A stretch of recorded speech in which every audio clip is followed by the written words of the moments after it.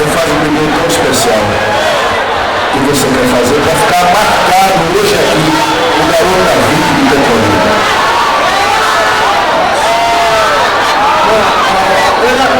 Ela está onde? Ali.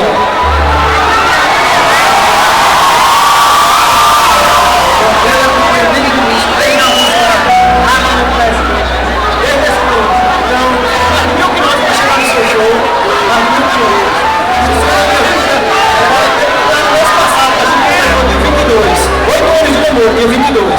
Aí, quando eu vi que tinha o show de vocês aqui, eu cancelei o show do Garota VIP lá, que eu ia pra vir no seu show, e eu tinha certeza que você era só unidade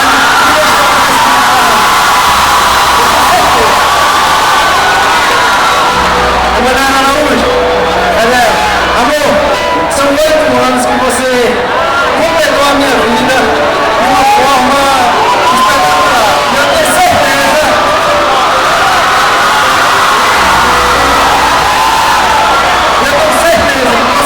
Minha vida, você é minha companheira, e eu quero que hoje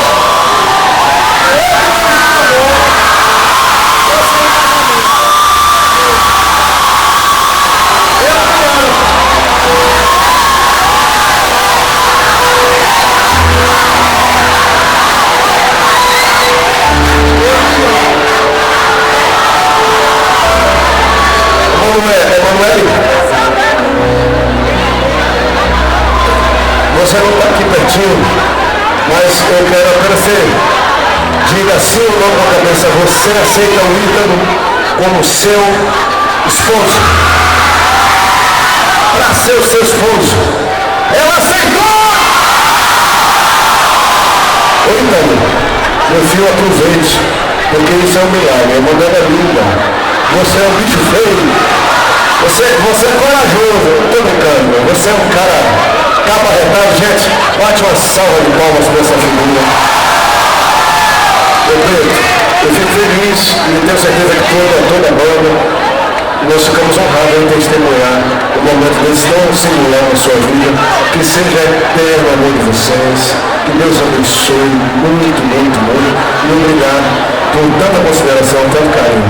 Obrigado por viajar 1000 quilômetros, cancelar o garoto da vida de lá, o Wesley deve estar zangado com você. E vir pra cá. Um beijo grande. Deus abençoe, viu, querido? Salve aí, palmas.